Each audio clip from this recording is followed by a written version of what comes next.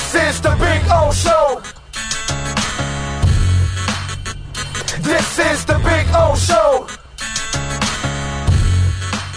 All righty, there's Manny. By the way, before this disappears off the chat board, C Dola goes to the guy, bro, 500 in SHIB if it hits $1. C Dola, let me walk you through something, okay? It's got a $15 billion market cap. Now, I want you to do the math now. It is right now four zeros before you start with the first digit behind the decimal. So in order for it to get in front of the decimal, it has to go through 4 zeros first. Okay? So if it's at a $15 billion market cap, it would have to go, I don't know how many thousands time over to get to $1. Okay? So if it's 15 billion, I just want to walk you through this. Ethereum, their market cap is 414 billion.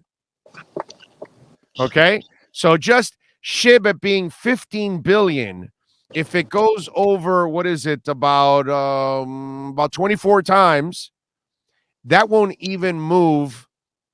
It may move 1 0 over. You still have 3 more zeros to go to get to a penny. My point is, forget $1. SHIB will never even hit half a cent, because if you do the mathematics, in order to get to that market cap, it would be superior to Ethereum and even Bitcoin. Not going to happen, bro. SHIB's not going to have that kind of market cap. So never think that. Maybe, just maybe, half a penny. Maybe down the line. But I'm just trying to help you guys. Not a financial advisor, but I want you to look at things the smart way. Okay? All right. So, Manny, now you got a little more education on. You still not on crypto yet, huh? Damn, bro. Bitcoin's up to 48,000. Shit is climbing, exploding. I'm telling you, you could be learning a lot on this show, bro. I learn every time I tune in. I learn a lot from you. I mean, I'm always hear you talking about this right before I do my segment with you. You always bring it up, and very educational. I love listening to you talk about it. I don't know much at all about it, but I'm learning from you little by little.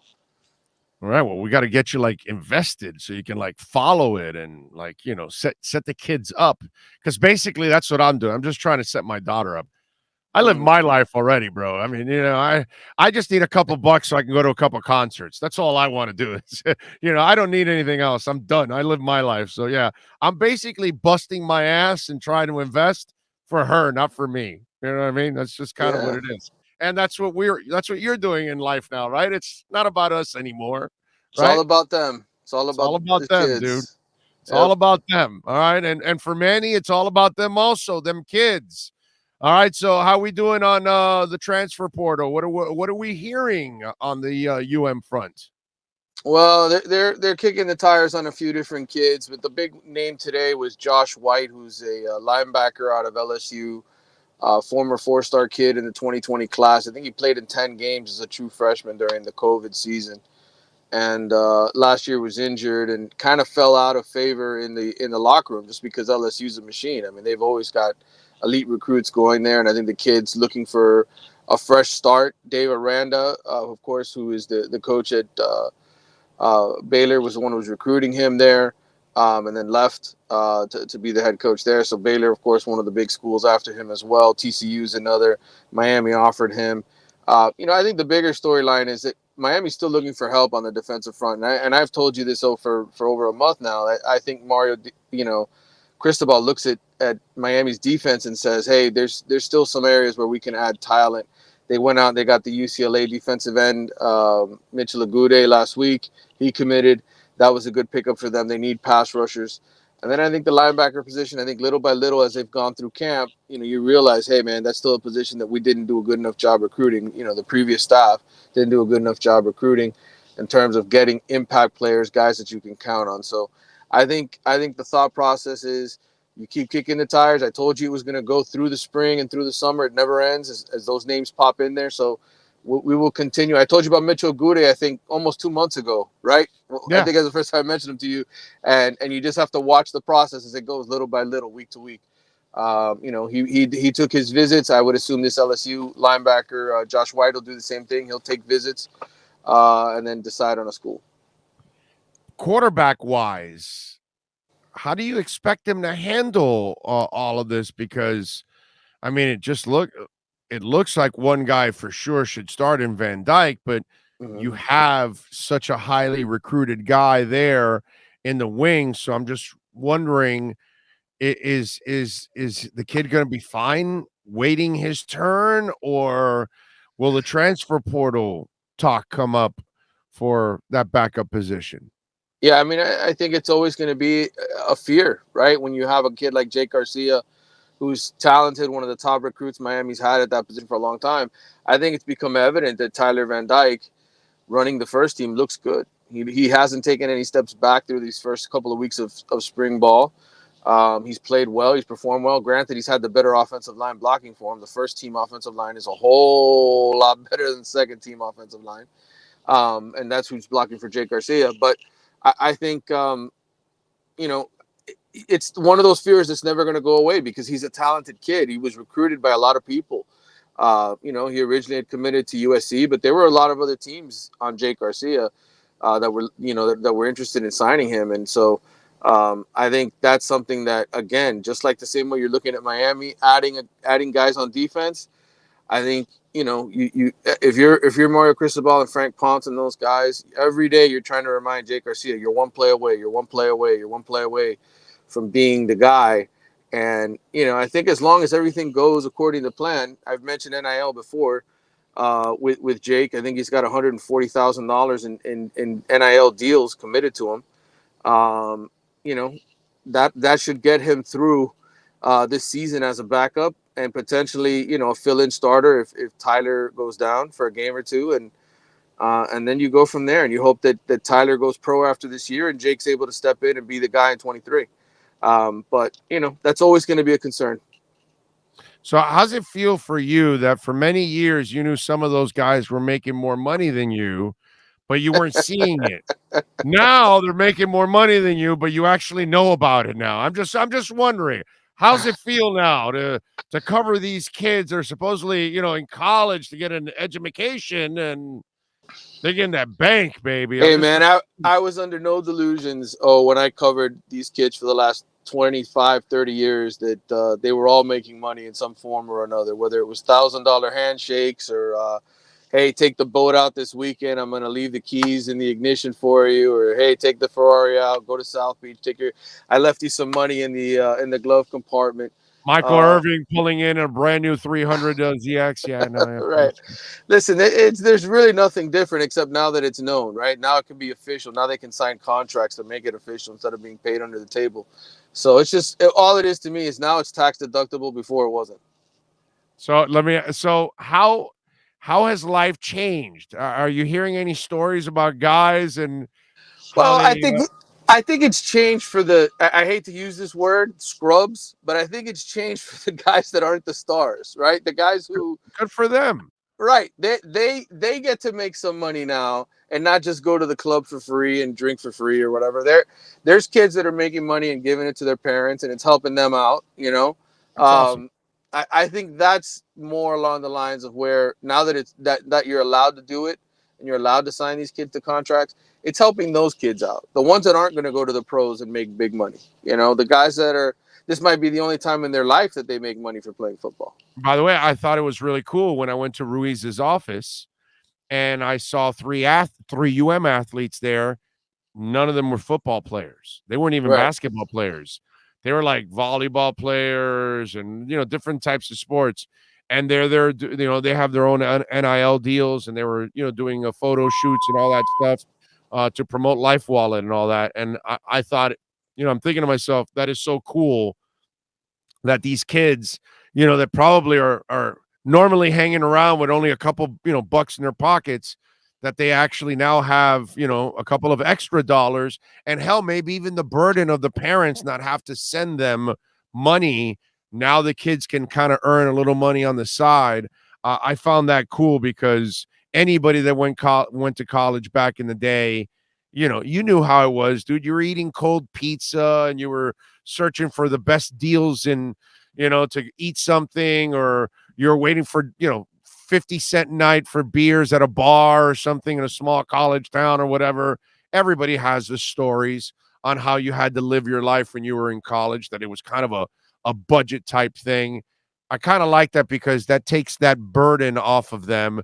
They can focus more on their studies and they don't have to worry about, dude, my stomach's grumbling. Where do I eat? Or, man, I'm bored. I don't have any money to go out or something. It's cool.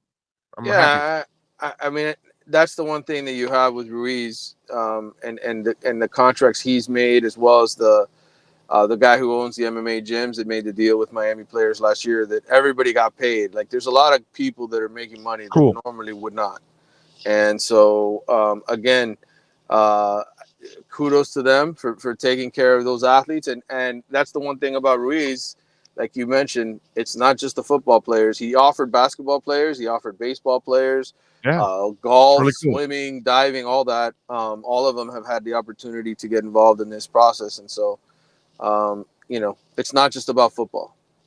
Manny, has a recruit or potential recruit or whatever, had they flat out told you, even off the record, you don't even have to tell us, if somebody told you on the record, great, but have they told you, dude, the money they're giving down there, of course I want to be a part of what's going on there, basically just for the money? In other words, are the Well, NIL deals solely the driving force for some of these kids?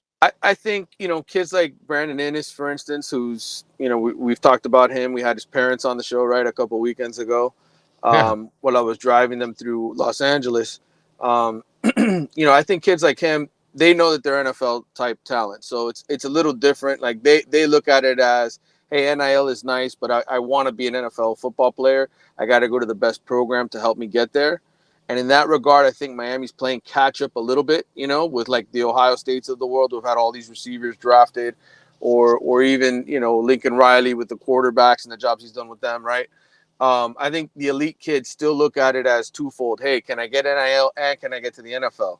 Right. But I think for a lot of the other kids, the 4-star kids, the 3-star kids, they look at that. There's no question. I think their parents look at the situation and say, hey, which schools are actually offering contracts, and which kids are getting paid. And not enough of them know, really. I mean, they read what we write, but they don't know the exact details. So when they go on these spring and summer visits, that's the time for those conversations to be had, because I think, the parents are making these trips. They're paying out of their own pocket to go on these trips with their kids.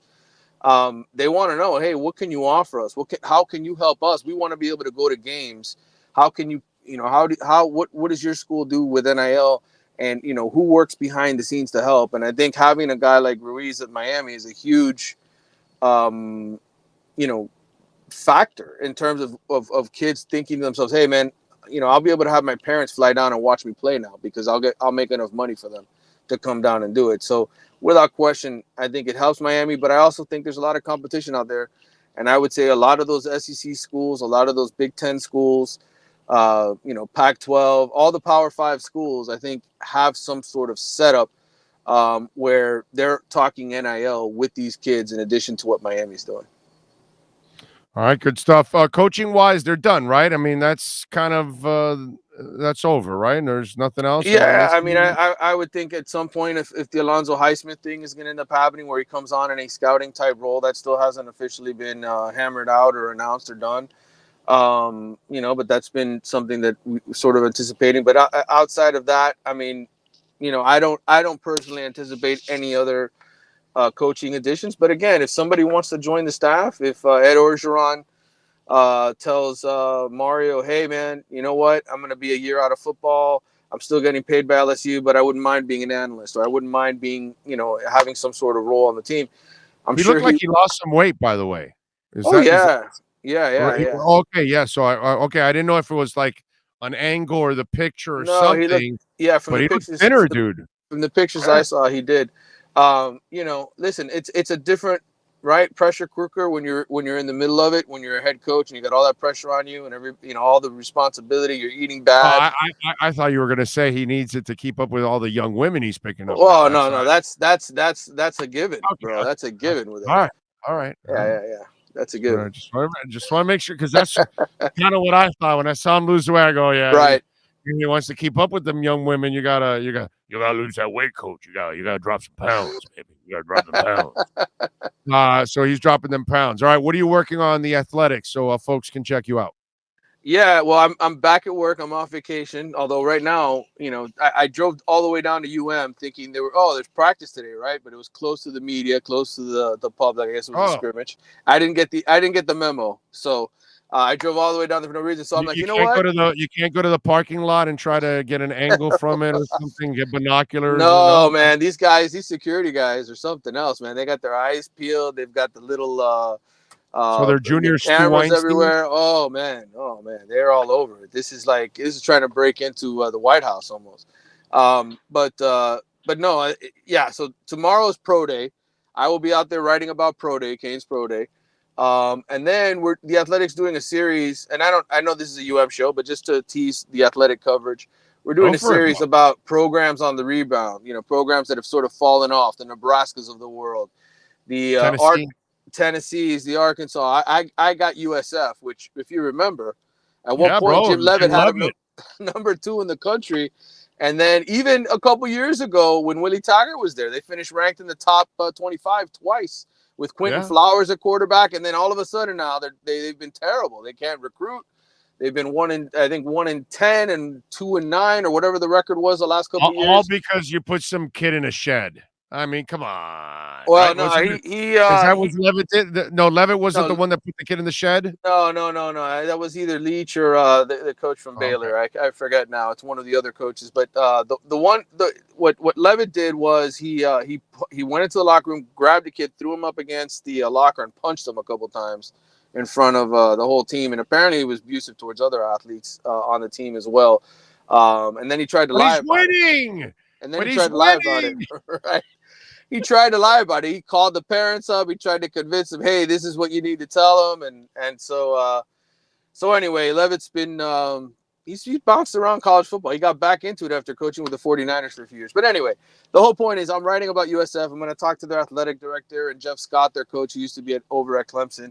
They're getting a new stadium that's going to be built in 2026, 27, around there, completed on campus. They have an indoor practice facility. Find out what's going on with USF. So I'll be doing that, and then of course just the Canes coverage, man. I'll be out at practice on Thursday and on Saturday and catching back up with what's going on. To be honest with you, besides the coaching clinic and a couple of transfers and maybe the Washington Twins, it's kind of like what I told you at the beginning, the first day. A lot of guys out injured. You can't really deduce a whole lot. Jacoby George has looked good. The second year receiver, he had that highlight reel catch. DJ Scapes played some right tackle and held his own, but really not a lot to report other than, hey, the guys are working. They're trying to get through it. We'll see. We'll see what happens when the injured guys come back and how it shapes up. And then, of course, Will Mallory. That was a significant injury that happened. So really, but I didn't miss a whole lot. By the way, for that story, you think about it, Mike Mangino, Philip Fulmer, and Jim Leavitt. The second they fired all three, those programs never recovered again. Nope. Ever. And you think about USF, I mean, they were in the Big East. They were in a Power 5 conference, right? They replaced Miami. I want to say they got to even a number 3 ranking. No, number two. Number 2. They were number 2 before they lost to Rutgers on national television on a Thursday night game. And the thing about them is everybody's talking about, they're going to go to the Big 12, right? Now what happens? UCF goes to the Big 12 and nobody wants USF. They're like the forgotten, program that was on the rise. And they're in a great area to recruit, Tampa. I know, dude. I thought they had it going with Leavitt. I thought they were headed to becoming a really good program overall. And then once they fired Leavitt, they never recovered. And it's just, how screwy is that? Look at Kansas. Kansas football, Kansas basketball is what you respect. You never respected Kansas football. And then all of a sudden, Mangino had them playing decent football. In the Orange Bowl. They were in the Orange Bowl. I covered that game. Yeah, and all everybody could do is make fun of him because he's fat. Right. Who cares, dude? The guy can coach. Leave him alone. And but obviously he also had an abusive moment too, right? I think that was his deal too, right? I forgot what it was that led to his demise, but it wasn't lack of production. They were it was just they just kind of fell apart recruiting wise. I don't know if he lost some assistant coaches that were helping him out, but Kansas has never been the same, as you said, and Tennessee is Oh, forget it. Yeah. they're spending big bucks now trying to make it happen, brother. They're trying No, to do everything they they even can. brought back Fulmer as an AD, and it couldn't Yeah, even work out then yeah, either. So it's yeah. just that's just it's very screwy, dude. When you mess with the Magic, you know what I mean? Yep, yep. Look at the Heat. They were in such a hurry to get Oladipo and Morrison. They kind of screwed up the Magic with all the young kids, and now they're going to try to recapture it again by putting those guys on the bench and put them on ice. Can't mess with what's working, man. Nope. Although some of these guys got to stop messing with kids too. It's like, dude, you got something good going. You may want to stay away from the abuse of kids. That may be a little bit of an issue. All right, my brother. Follow him on Twitter at Manny_Navarro. More importantly, subscribe to The Athletic. It's an absolute joke what you pay a month. Plus, you get local and national coverage. Manny, appreciate you, brother. Thank you. All right, brother. Talk to you soon. You got it. The great Manny Navarro joining us here on the program. By the way,